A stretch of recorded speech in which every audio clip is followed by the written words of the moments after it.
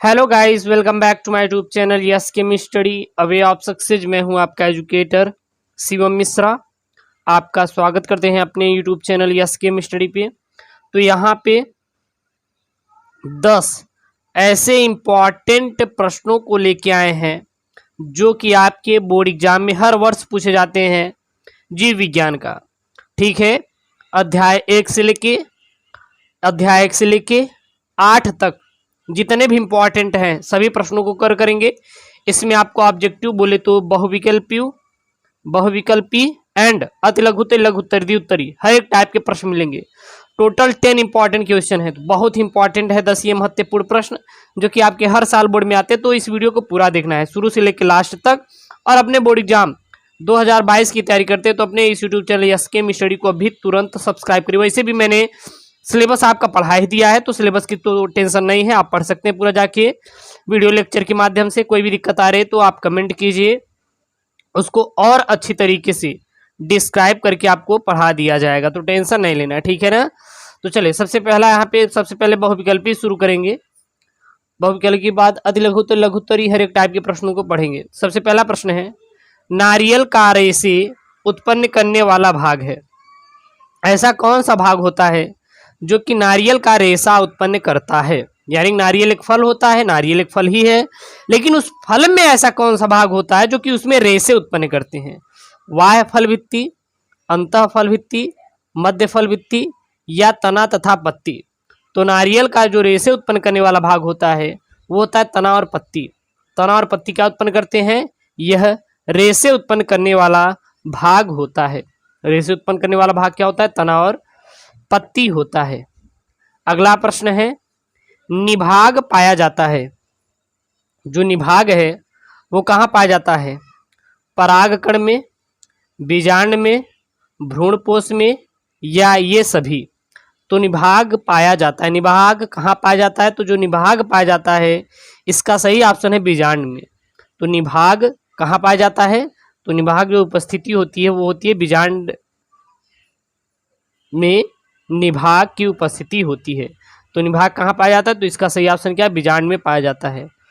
अगला प्रश्न यहाँ पे है, प्रश्न क्या है, क्या पुरुषों से संबंधित है। इसमें निम्नलिखित में से ऐसा कौन सा है जो कि पुरुष से संबंधित है। वैक्सेक्टॉमी, गोलियां, ट्यूबेक्टॉमी या इनमें से कोई नहीं। तो क्या पुरुषों से संबंधित होता है, तो जो पुरुष से संबंधित होता है वो ट्यूबेक्टॉमी संबंधित होता है। संबंधित किससे होता है, पुरुषों से संबंधित होता है। और महिलाओं से क्या संबंधित होता है, तो महिलाओं को वैक्सेक्टॉमी जो नसबंदी होती है उसी को कहते हैं। और गोलियां भी वो लोग खाते हैं जिसकी वजह से प्रेगनेंसी को मात देने के लिए गोलियां यूज करते हैं। तो जो पुरुषों से संबंधित होता है वो केवल एक ही होता है, वो क्या होता है, ट्यूबेक्टॉमी होता है। अगला यहाँ पे प्रश्न है, मंगोली जड़ता किसके कारण होता है। जो मंगोली जड़ता होती है, मंगोली जड़ता एक रोग होती है।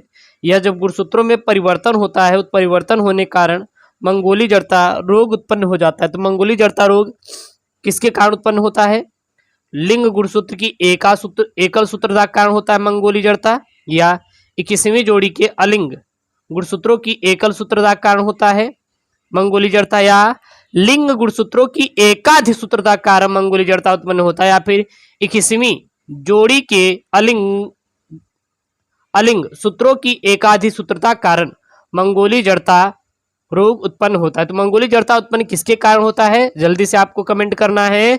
तो जो मंगोली जड़ता रोग उत्पन्न होता है वह आपके 21वीं जोड़ी के अलिंग गुणसूत्रों की एकाधिक सूत्रता के कारण मंगोली जड़ता नामक रोग मेरे प्यारे बच्चों उत्पन्न हो जाती है। तो जो 21वीं जोड़ी गुणसूत्र होता है, क्योंकि मनुष्य में, नर में, मादा में, मनुष्य नर और मादा दोनों आता है, इसमें 23 जोड़ी गुणसूत्र पाए जाते हैं, जिसमें से 21 से 22 जोड़ी जो गुणसूत्र होते हैं अलिंग गुणसूत्र होते हैं, और लास्ट का 30वां जोड़ा जो गुणसूत्र होता है यह लिंग गुणसूत्र होता है। नर में XY और मादा में XX होता है। अगला प्रश्न है, मानव में एवियो रुधिर वर्गों में के कितने जीनो टाइप संभव है। तो मानव में एवियो रुधिर वर्गों के कितने जीनो टाइप संभव होते हैं, 2, 4, 6 या फिर 8। तो मानव में एवियो रुधिर वर्गों के कितने जीनोटाइप संभव है, तो वो होते हैं आपके 4। जो 4 होते हैं, यह मानव में रुधिर मानव में एवियो रुधिर वर्गों के 4 जीनोटाइप संभव होते हैं। तो ये बहुविकल्पी रहा, 5 तो बहुविकल्पी हमारा कवर हो गया। अब यहाँ पे हम लोग देखेंगे अति लघु उत्तरीय प्रश्न। जी हाँ, बहुत ही मोस्ट इंपॉर्टेंट प्रश्न है। मैंने आपसे बोला कि जहां से आपकी कि 1 से लेके 8 अध्याय तक, लेकिन यहाँ पे देखेंगे तो 10 अध्याय भी मैंने कवर कर दिया। तो आप कह सकते हैं कि 1 से लेके 10 अध्याय लेके चलिए तो ज्यादा बेटर है, क्योंकि आप देखिए 10वें अध्याय का मैंने यहाँ पे ऐड कर रखा है। ठीक है ना। तो प्रश्न है यहाँ पे, प्रतिकृति के दौरान कौन सा एंजाइम डीएनए के कटे हुए टुकड़ों को जोड़ते हैं? प्रतिकृति के दौरान कौन सा एंजाइम होता है जो डीएनए के कटे हुए टुकड़े को जोड़ते हैं? तो होता है लाइगेज। जो लाइगेज होता है यह प्रतिकृति के दौरान एंजाइम डीएनए को के कटे हुए भाग को जोड़ते हैं। कौन से? लाइगेज। लाइगेज जो होता है या डीएनए का जो कटा हुआ भाग होता है उसको जोड़ने का कार्य करता है। अगला प्रश्न यहाँ पे, चाय उद्योग में चाय की पत्तियों का किण्वन सूक्ष्म जीव द्वारा किया जाता है, यानी किस सूक्ष्म जीव द्वारा किया जाता है? तो चाय उद्योग में जो चाय की पत्तियों का जो किण्वन होता है वो किस सूक्ष्म जीव के द्वारा किया जाता है? तो चाय उद्योग में चाय की पत्तियों का किण्वन माइक्रोकोकस कैंडिडेंस नामक जीवाणु द्वारा किया जाता है। तो माइक्रोकोकस कैंडिडेंस नामक जीवाणु द्वारा क्या किया जाता है? चाय उद्योग में चाय की पत्तियों का जो किण्वन किया जाता है, जो चाय की पत्तियां होती है, किण्वन करके हम चाय प्राप्त करते हैं। और उसमें कौन सा जीव सूक्ष्म जीव पार्टिसिपेट करता है? तो उस सूक्ष्म जीव का नाम है माइक्रोकोकस कैंडिडेंस नामक जीवाणु द्वारा ही होता है। अगला प्रश्न है, प्रश्न क्या है यहाँ पे? प्रश्न है, प्राथमिक तथा द्वितीयक वाहित मल उपचार के बीच मुख्य अंतर क्या है? प्राथमिक तथा द्वितीयक वाहित मल उपचार के बीच मुख्य अंतर क्या है? तो प्राथमिक उपचार के दौरान जैव ऑक्सीजन मांग यानी कि बीओडी उच्च रहती है, और जबकि द्वितीयक उपचार के दौरान जो होता है वो क्या होता है? निम्न रहती है। ठीक है ना। तो याद रखना, जो ऑक्सीजन डिमांड प्राथमिक उपचार के दौरान क्या होगी? अधिक रहती है, लेकिन द्वितीयक उपचार के दौरान देख सकते हो क्या होती है? निम्न होती है।